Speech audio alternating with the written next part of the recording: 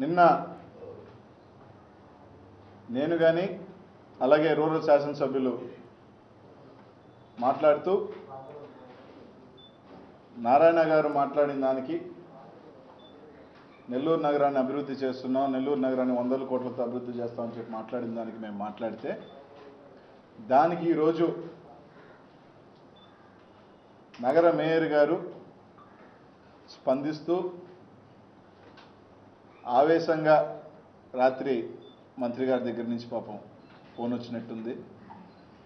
ఆవేశంగా ఈరోజు అజీజ్ గారు మాట్లాడుతూ మేయర్ గారు మాట్లాడుతూ నారాయణ గారు నెల్లూరు నగరాన్ని ఎన్నో 100 కోట్లతో అభివృద్ధి చేస్తుంటే వీళ్ళు ఓరవలేక వీళ్ళు పనిగట్టుకొని టీవీల్లో పత్రికల్లో కనిపించేదానికి మాట్లాడుతున్నారని చెప్పి మా మీద చెప్పడం జరిగింది. ఈరోజు అనేక సార్లు మేము అడిగాం, దీనికి ఎప్పుడు కూడా సమాధానం చెప్పకుండా దాటివేస్తూ వస్తున్నారు. మరోసారి నేరుగా సూటిగా అడుగుతున్నాం. మేము మంత్రిగా 2 సంవత్సరాలలో మంత్రి నారాయణ గారు కోట్ల రూపాయలు దేవుడు ఎరుగు లక్షల రూపాయలన్నా రాష్ట్ర ప్రభుత్వం నుంచి ఈ నెల్లూరు నగరానికి తీసుకువచ్చారా? తీసుకువచ్చుంటే ఏమి తీసుకువచ్చారని చెప్పమని చెప్పి ఈరోజు అడుగుతా ఉన్నాం. మాటకొస్తే ఎస్సీ ఎస్టీ గ్రాంట్ నారాయణ గారు తీసుకొచ్చారు. గతంలో 3 కోట్లు 5 కోట్లు వచ్చేది, ఇప్పుడు 40 కోట్లు తీసుకొచ్చాడని చెప్తారు. ఆయన చూస్తే నారాయణ గారు ఏకంగా 100 కోట్లు తీసుకొచ్చాడని ఆయన చెప్పాడు. వీళ్ళకి తెలియకపోతే కనీసం తెలుసుకోవడం ప్రయత్నం చేయాలి. గతంలో ఎప్పుడు ఎస్సీ ఎస్టీ సప్లైన్ అనేది లేదు కాబట్టి ఎప్పుడూ కూడా నిధులు అనేది ఇంత అమౌంట్ రావాలి అనేది ఎప్పుడూ ఒక క్లారిటీ లేదు కాబట్టి ఆ రోజున 4 కోట్లు 5 కోట్లు ఇష్టానుసారంగా వచ్చేది. కానీ ఇప్పుడు ఎస్సీ ఎస్టీ సప్లై అనేది ఒకటి వచ్చేసిన తర్వాత బడ్జెట్ ఆధారంగా దానికి ఒక ఎస్టీకి ఎస్సీకి ఒక సప్లైకి ఒక బడ్జెట్ కేటాయించి ఆ బడ్జెట్లోంచి జనాభా ప్రాతిపదిక మీద ప్రతి ఒక్క కార్పొరేషన్కి, మున్సిపాలిటీకి, పంచాయతీకి ఆ సప్లైన్లోంచి నిధులు కేటాయించడం జరుగుతుంది. దాని ప్రకారంగా ఈరోజు నెల్లూరు కార్పొరేషన్కి కొన్ని కోట్ల రూపాయలు వచ్చినాయి. ఒక 5-6 కోట్లు అటు ఇటు తేడాతో గుంటూరు కార్పొరేషన్కి, చిత్తూరు కార్పొరేషన్కి అన్నిటికి కూడా సమానంగా వచ్చుంటాయి. ఇదేదో నారాయణ గారు తీసుకొచ్చేసిన విధంగా. అలాగే 13th ఫైనాన్స్ అనే నిధులు కేంద్ర ప్రభుత్వం నుంచి వస్తాయి. 13th ఫైనాన్స్ కానీ ఇప్పుడు మళ్ళీ ఒకసారి వచ్చే 14th ఫైనాన్స్ నిధులు.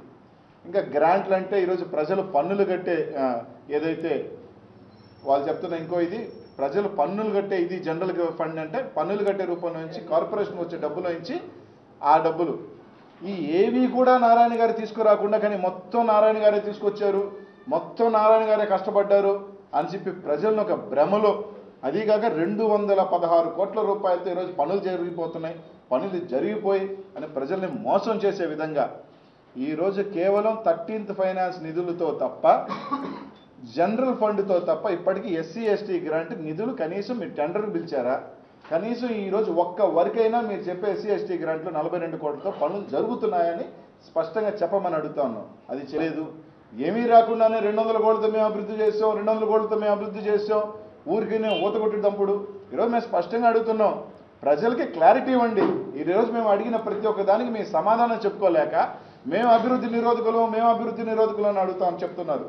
ఈరోజు మళ్ళీ చెప్తున్నాం, మంత్రి గారు కోట్ల దేవుడు ఎరుగు లక్షల రూపాయలైనా ఈ రాష్ట్ర ప్రభుత్వం నుంచి ఈ 2 సంవత్సరాలలో నెల్లూరు నగరానికి తీసుకువచ్చాడా? దానికి మీరు స్పష్టమైన సమాధానం ఇవ్వండి.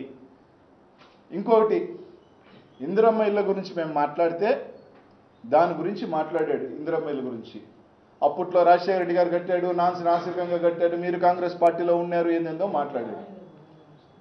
2007 చివరిలో 2008 మొదట్లో రాజశేఖర రెడ్డి గారు ఒక ప్రతిష్టాత్మకంగా దానికన్నే ముందే 2000 ఇల్లు రాజీవ్ గృహకల్పతో నెల్లూరు నగరంలో మధ్యతరగతి ఇంకా పేదలు ఉండాలని చెప్పి గృహకల్ప కంప్లీట్ చేసిన ఘనత రాజశేఖర రెడ్డి గారిది.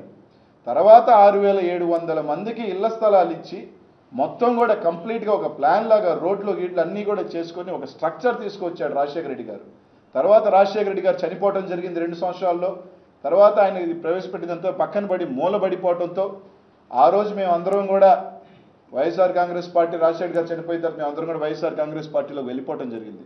కానీ ఈరోజు ఒకటి గుర్తుపెట్టుకోవాల్సింది ఏంటంటే, ఆ రోజు కాంగ్రెస్ పార్టీలో ఏదైతే ఈ తీసుకొచ్చిన వ్యక్తులు గత 5 సంవత్సరాల్లో మీరు చెప్తున్న కాంగ్రెస్ పార్టీ నాయకులు వివేకానంద రెడ్డి గారు కావచ్చు, శ్రీధర కృష్ణారెడ్డి గారు కావచ్చు, ఈరోజు మీ పార్టీ చెందిన తెలుగుదేశం పార్టీలో ఉన్నారన్నది మర్చిపోతున్నారా? లేకపోతే వాళ్ళు దోచుకున్నారా అని ధైర్యంగా చెప్పండి. కాంగ్రెస్ పార్టీలో నుంచి ఈరోజు మీరు వివేకానంద రెడ్డి గారు, శ్రీధర కృష్ణారెడ్డి గారు దోచుకున్నారు, వాళ్ళు మేము చేర్చుకున్నామని చెప్పండి, అర్థంగా చెప్పండి ధైర్యంగా.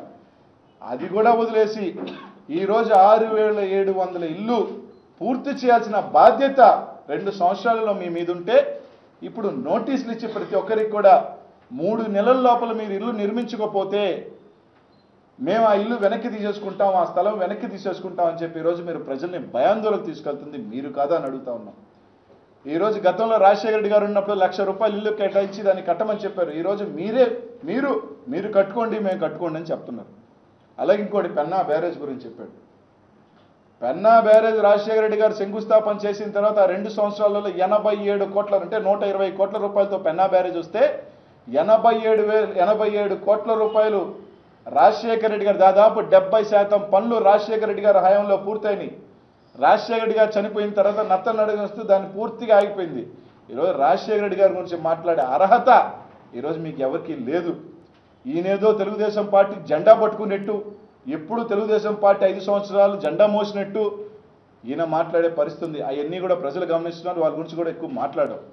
ఈరోజు మంత్రి నారాయణ గురించి మేము అడుగుతున్నాయి ఒకటే, అయ్యా నారాయణ గారు ఎంత తీసుకొచ్చారు సూటిగా? ఈరోజు నారాయణ గారు ఈ నెల్లూరు నగరానికి ఏం చేస్తున్నాడంటే, మాటకు వస్తే 5,000 ఇల్లు నేను కూల్చేస్తాను, తగలబెట్టేస్తాను, పగలగొట్టేస్తాను, ఇది తప్ప నారాయణ గారు ఈ నెల్లూరు నగరానికి ఏం చేశారు అని అడుగుతా ఉన్నాం. కాబట్టి మేము అడిగేది ఒకటే, చర్చికి రండి, మీరు చర్చికి రండి, ప్రజల ముందు కావాలంటే మేము అందరం కూడా చర్చికి వస్తాం. మీరెంత నిధులు తీసుకొచ్చారో అది ప్రజలకు చెప్పండి. అది చెప్పకుండా మానేసి హడ్కో నిధుల గురించి చెప్తున్నారు. ఎస్, మేము ఆ రోజు చెప్పాం స్పష్టంగా. వెంకయ్యనాయుడు గారు మా ముందు హడ్కో నిధుల గురించి చెప్పినప్పుడు తర్వాత మేము అయ్యా ఈ హడ్కో నిధులు అప్పు అంటున్నారు, ఈ అప్పు ఎవరు కడతారు? కేంద్రంలో ఉన్న మంత్రిగా వెంకయ్యనాయుడు గారు కేంద్రం నుంచి కట్టిస్తారా, రాష్ట్రంలో ఉన్న నారాయణ గారు కట్టిస్తారా? అనేక సార్లు మేము చెప్తే మీరు స్వయంగా ఇదే మేయరు కౌన్సిల్ సమావేశంలో మేము జైకాకి మారుస్తున్నాము, జైకాకి ప్రయత్నం చేస్తున్నాము అని చెప్పి మీరు కాదని అడుగుతున్నాను. ఈరోజు మళ్ళీ హడ్కోని తీసుకొస్తాను. ఇప్పటికీ స్పష్టంగా లేదు. ఇప్పటికీ మేము అడుగుతున్నాం క్లారిటీగా, ఈ 1,100 కోట్ల రూపాయలు ఏదైతే ఉందో ఈ 1,100 కోట్ల రూపాయలు అప్పు ఎవరు కట్టాలి? మీరు కడతారా, లేకపోతే కేంద్రంలో వెంకయ్యనాయుడు కడతారా? ఎవరు కడతారని స్పష్టంగా తెలియకుండా దాదాపు 150 కోట్ల రూపాయల భారం కార్పొరేషన్ మీద మోస్తారు అనేకసార్లు మేము చెప్తే, దాని మీద ఈరోజు ఒక స్పష్టత లేకుండా అప్పిచ్చాం ప్రజలు కట్టుకోవాలనే విధంగా మీరు మాట్లాడటం మంచి పద్ధతి కాదు. ఈరోజు మేము క్లారిటీగా ఉన్నాం. ప్రజల వెనక నిలబడేదానికి ప్రజల అండగా ఈరోజు ప్రజల కోసం మేము పనిచేస్తున్నాం. ఈరోజు మీరు ఎన్ని ఊతదంపుడు కాకుండా నేరుగా ప్రజలకు మీరు ఏం తెచ్చారో ప్రజలకు తెలియాల్సిన బాధ్యత మీ ముందని తెలియజేస్తున్నాం.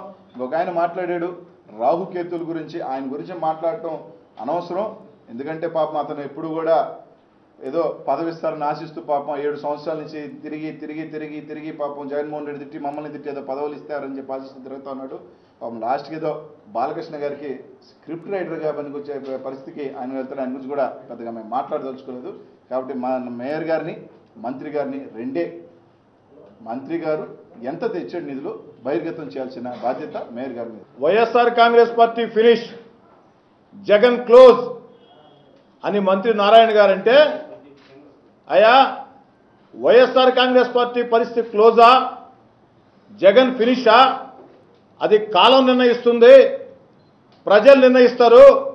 ముందు మీ మంత్రి పదవి పోకుండా చూసుకోండి. మీ ముఖ్యమంత్రి గారు ఇచ్చినటువంటి మంత్రుల ర్యాంకింగ్లో తమరిది చివరి ర్యాంకు. మంత్రిగా నెల్లూరు నగరానికి రాష్ట్ర ప్రభుత్వం నుంచి నిధులు తేవయా? మీకు తేవడం చేత కాకుంటే ఆనవ రామనారాయణ రెడ్డి గారు మీకంటే ముందు మున్సిపల్ శాఖ మంత్రిగా ఉన్నారు, వారు తెచ్చారు. వారిని అడిగి, వారు కూడా మీ పార్టీలో ఉన్నారు కాబట్టి సలహాలు తీసుకొని నిధులు తేండి అయ్యా అని చెప్పని ప్రతిపక్ష పార్టీ శాసనసభ్యులుగా జిల్లా మంత్రి గారిని అడిగితే పాపం అబ్దుల్ అజీజ్ గారికి చాలా కోపం వచ్చింది. చాలా కోపం వచ్చి హాజీ అబ్దుల్ అజీజ్ గారు రూరల్ ఎమ్మెల్యేకి మెంటల్ వచ్చింది, రూరల్ ఎమ్మెల్యే ఒక మెంటలోడు, ఒక డ్రామాలు బుడబొక్కలు. అయ్యా అజీజ్ గారు, నా మాటలు ప్రజలు వింటున్నారు, మీ మాటలు మీ విన్యాసాలు ప్రజలు చూశారు. ఎవరివి డ్రామాలో ఎవరి బుడబొక్కలో ప్రజలు తెలుస్తారు. కానీ అజీజ్ భాయ్, నీకు నాకు ఇద్దరికి వైఎస్ఆర్ కాంగ్రెస్ పార్టీలో జనం ఓటేశారు. వైఎస్ఆర్ కాంగ్రెస్ పార్టీలో నిన్ను మేయర్ని చేశారు, నన్ను ఎమ్మెల్యేని చేశారు. మరి వైఎస్ఆర్ కాంగ్రెస్ పార్టీలో ఓటేసి నిన్ను మేయర్ని చేస్తే 100 గంటలు కూడా కాకముందే కన్న తల్లి లాంటి వైఎస్ఆర్ కాంగ్రెస్ పార్టీని వదిలేసి తెలుగుదేశం పార్టీలోకి ఫిరాయించావు. నేను మాత్రం నాకు ఓటేసిన, నాకు రాజకీయ జన్మనిచ్చిన వైఎస్ఆర్ కాంగ్రెస్ పార్టీలో ఉండే ప్రతిపక్ష పార్టీ ఎమ్మెల్యేగా వీలైనంత చేతనైనంత ప్రజల కోసం చేసి పనిచేస్తూ ఉన్నా. మరి కన్న తల్లి లాంటి వైఎస్ఆర్ కాంగ్రెస్ పార్టీలో ఉండి ప్రజలు ప్రతిపక్షంలో గెలిపించారు. ఆ ప్రతిపక్షంలో ప్రజా సమస్యల కోసం పనిచేసే నేను మెంటలోనైతే మరి పార్టీ ఫిరాయించిన నువ్వు ఏమవుతావో ఒక్కసారి ఆలోచన చేసుకో.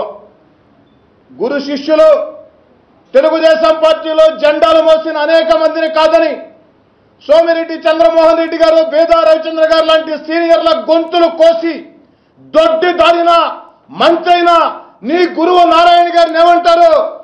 పార్టీలో గెలిచిన 100 గంటల్లో పార్టీ మార్చిన మిమ్మల్ని ఏమంటారు?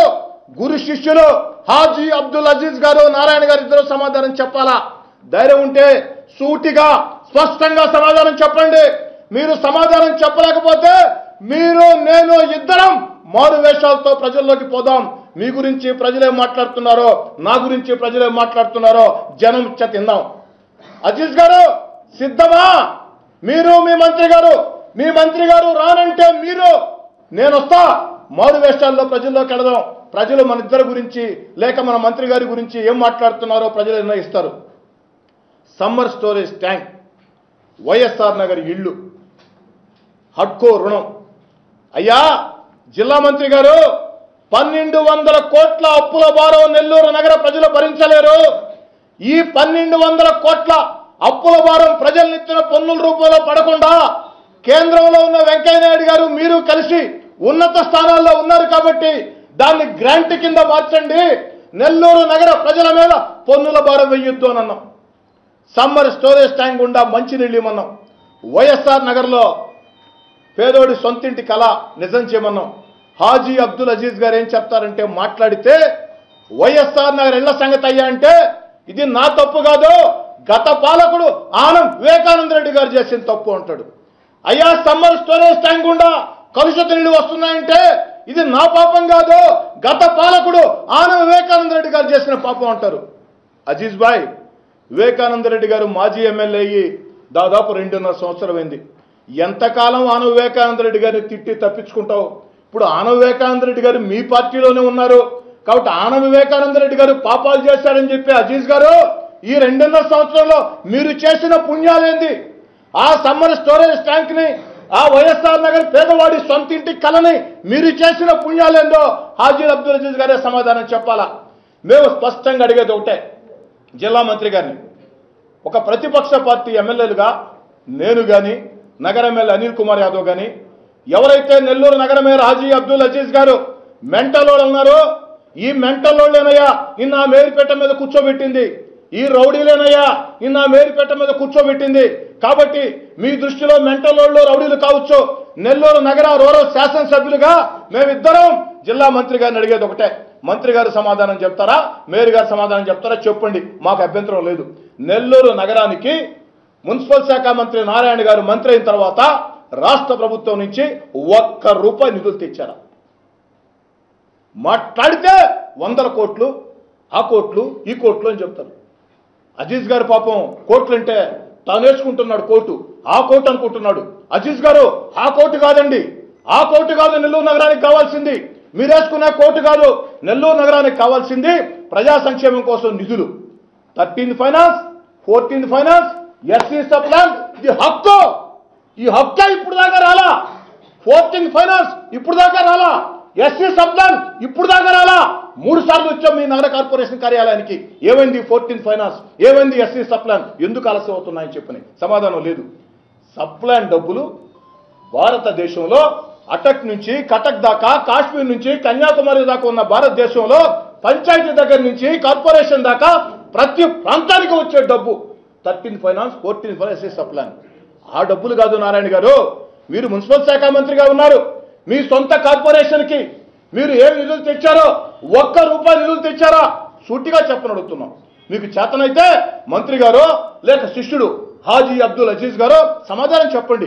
ఇదోనయ్యా మా గురువు నారాయణ గారు రాష్ట్రంలో రాజధాని కట్టే పనిలో చాలా బిజీగా ఉన్నాడు ఆ బిజీలో ఉండి ఎప్పుడు వస్తాడో ఎప్పుడు పోతాడో తెలియదు ఆయన శిష్యుడిగా నేను చెప్తున్నా ఇదిగో మా నారాయణ గారు తెచ్చి నిధులని చెప్పని చెప్పండి మాకు అభ్యంతరం లేదు మేము సరి చేసుకుంటాం మేము తప్పులు మాట్లాడుంటే మేము సరి చేసుకుంటాం మేము సిద్ధంగా ఉన్నాం రూపాయి డబ్బులు లేకుండా మాయ మాటలు చెప్తూ 1200 కోట్ల అప్పులు నెల్లూరు నగర కార్పొరేషన్ కట్టలేదయ్యా ఇంటింటికి పన్నుల భారం పెరిగితే ఇంటింటికి కుళాయిల భారం పెరిగితే ఎక్కడ కట్టాలయ్యా కట్టలేరయ్యా అని మాట్లాడితే దానికి మాత్రం సమాధానం చెప్పరు ఇప్పటికైనా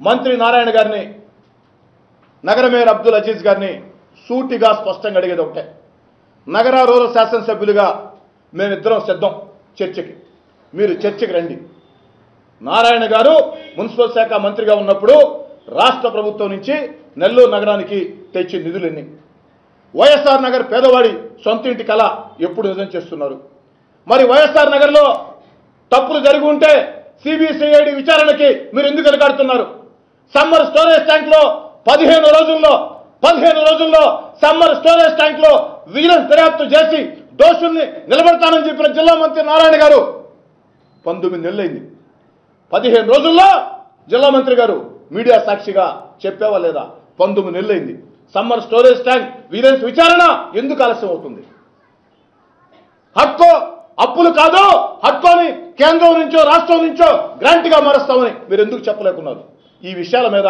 బహిరంగ చర్చకి రండి మీ మాదిరిగా మేము సవాళ్ళు విసరలేం మీ మాదిరిగా మేము విన్యాసాలు చేయలేం మాకు చేతరాదయా విన్యాసాలు ఆ సవాళ్ళు మాకు చేతరాదు మాకు ప్రతిపక్ష పార్టీ ఎమ్మెల్యేలుగా వీలైనంత చేతనైనంత ప్రజా సమస్యల పరిష్కారం కోసం పనిచేయడం ప్రజల దగ్గరికి వెళ్ళి దండం పెట్టి సమస్యలు చెప్పటం అధికారుల వద్దకు వెళ్ళి దండం పెట్టి ఆ సమస్యల పరిష్కారం చేయమని చెప్పటం దేనికైనా సిద్ధం ప్రజా సమస్యల పరిష్కారం కోసం అంతేగాని సవాళ్ళు ప్రతి సవాళ్ళు ఆ విన్యాసాలు ఆ హెచ్చరికలు మా వల్ల కాదయ్యా మేము దానివడం కాదు మమ్మల్ని మాకిద్దరికి కూడా సభ్యత సంస్కారం ఉంది మీరు బహిరంగ చర్చకి రండి మేము సిద్ధం కాకపోతే తెలుగుదేశం పార్టీ నగర అధ్యక్షుడు కోటమిరెడ్డి శ్రీనివాసరెడ్డి గారు పాపం కోటమిరెడ్డి శ్రీనివాసరెడ్డి గారికి స్క్రిప్ట్ రాసి ఇచ్చిన చాట్ల నరసింహారావు గారు సరిగ్గా చెప్పినట్లే అందుకే కోటమిరెడ్డి శ్రీనివాసరెడ్డి గారు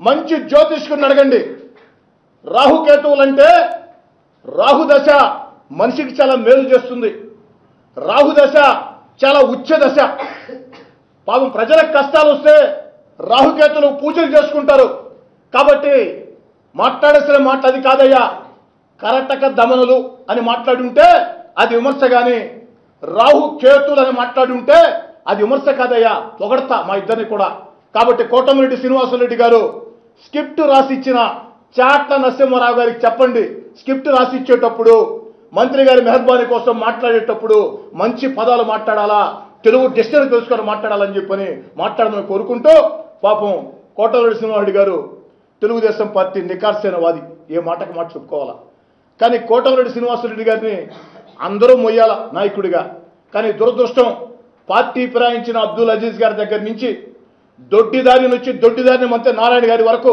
అందరికీ కోటమిరెడ్డి శ్రీనివాసరెడ్డి గారు చెక్క భజనలు చేస్తూ ఉన్నారు ఎందుకు ఈ చెక్క భజనలు అంటే కార్పొరేషన్ చైర్మన్ పదవి కోసం కోటమిరెడ్డి శ్రీనివాసరెడ్డి గారు ఖచ్చితంగా మీకు వస్తుంది శాశ్వతంగా ఉంటుంది కానీ కార్పొరేషన్ చైర్మన్ పదవి కాదు నాకు తెలిసి మీకు వచ్చేది బాలకృష్ణ ఫ్యాన్స్ గౌరవ అధ్యక్షుడు నెల్లూరు జిల్లా, లేదంటే మరో 3 జిల్లాలు, 3 జిల్లాలకో 1 జిల్లాకో గౌరవ అధ్యక్షుడుగా. కాబట్టి కోటమిరెడ్డి శ్రీనివాసరెడ్డి గారు తెలుగుదేశం పార్టీలో పనిచేశావు, చాలా ఉద్యమాలు చేశావు, తెలుగుదేశం పార్టీలో ఉన్నావు. వీలైతే ప్రజా సమస్యల పరిష్కారం కోసం ముందుకు రా. చిత్తశుద్ధితో ప్రజల పక్షాన, ప్రజల గుండె చప్పుడికి అనుకూలంగా మాట్లాడు. నారాయణకి, అబ్దుల్ అజీజ్కి డప్పులు కొడితే రావు. ప్రజల గుండె చప్పుడికి అనుకూలంగా మాట్లాడితే పదవి వచ్చినా పదవి రాకున్నా ప్రజల గుండెల్లో ఉంటావు. అలా కాకుండా హాజీ అబ్దుల్ అజీజ్ గారి కోసమో లేకుంటే నారాయణ గారి కోసమో డప్పులు కొట్టుకుంటే ఏమీ రాదు. లాస్ట్కి వచ్చేది ఏమిటంటే బాలకృష్ణ ఫ్యాన్స్ జిల్లా అధ్యక్షుడు, గౌరవ అధ్యక్షుడు, జిల్లాకో 3 జిల్లాలకో. Any question sir? చెప్తా. రాహుకేతువులు అంటే పాపం కోటమిరెడ్డి శ్రీనివాసరెడ్డి గారికి స్క్రిప్ట్ రాసి ఇచ్చిన చాట్ల నరసింహారావుకి పరిజ్ఞానం లేక, లేదా మా ఇద్దరి మీద ప్రత్యేక అభిమానంతో చాట్ల నరసింహారావు గారు ఆ పేరు పెట్టాడు. రాహుదశ అనేది ఏ జ్యోతిష్యుడిని అడిగినా చిన్న జ్యోతిష్ చెప్తారు, రాహుదశ చాలా ఉచ్చదశ మనిషికి. రాహుకేతువులు అంటే మనకు సమస్యలుంటే రాహుకేతులు పూజ చేస్తే, కాళహస్తికి వెళ్ళి సర్పదోష పూజ చేస్తే మనకు పూజలు నయమవుతాయి. కాబట్టి అది కాదు స్క్రిప్టు, కరటక దమనులు అది పదం. అయా కోటమిరెడ్డి శ్రీనివాసరెడ్డి గారు, నీకు స్క్రిప్ట్ రాసి ఇచ్చిన చాట్ల నరసింహారావు గారికి చెప్పండి, ఈసారి రాసేటప్పుడు మంత్రి మెహర్బానీ కోసం మాట్లాడేటప్పుడు ఏ పదాలంటే అది పదం మాట్లాడి మంచిని చెడుని మంచి అని చెప్పని తాగికి ఇబ్బందులు పడతారు. ఎస్, మేము రావుకేతులమే. నెల్లూరు నగరంలో ప్రజల ఇళ్లు ధ్వంసం చేయాలనుకునే, నగరంలో ప్రజల్ని భయభ్రాంతులు చేయాలనుకునే, నగర ప్రజలకి సమస్యల పరిష్కారం కాకుండా అభివృద్ధికి అడ్డం పడాలనుకుంటే వాళ్ళ దృష్టిలో వాళ్ళ పాలిట రాహుకేతువులమే. ప్రజలను ఇబ్బందులు పెట్టాలని చూస్తే ఆ ఇబ్బందులు పెట్టే వ్యక్తుల పాలిట రౌడీలమే. నెల్లూరు నగరాన్ని సర్వనాశనం చేయాలని చెప్పని మీరు భావిస్తే ఖచ్చితంగా ఆ ప్రజల పక్షాన, ప్రజల కోసం పోరాడే మెంటలోళమే. ఇంకా సార్, మేము రావుకేతులమే. ప్రజల పాలిట ప్రజలను ఇబ్బందులు పాలు చేయాలని, ప్రజల ఇళ్లు కూలగొట్టాలని, ప్రజలను నష్టాలు చేయాలని భావిస్తే అలాంటి వ్యక్తుల పాలిట రాహుకేతులమే. ఆ ప్రజల పక్షాన పోరాటం చేసే వ్యక్తులమే. తిట్టాలనుకుంటే స్క్రిప్ట్ బాగా రాయించుకోకోటమిరెడ్డి శ్రీనివాసరెడ్డి గారు కరెక్ట్గా దమనులు తిట్టు. నాకుండే పరిజ్ఞానంలో శాసయ్య గారికి నాకంటే ఎక్కువ పరిజ్ఞానం ఉంటుంది, నాకు చాలా తక్కువ పరిజ్ఞానం. నాకుండే పరిజ్ఞానంలో కరెక్ట్గా దమనులు తిట్టు, రాహుకేతువులు తిట్టు కాదు, సలహా ఇస్తున్నాం.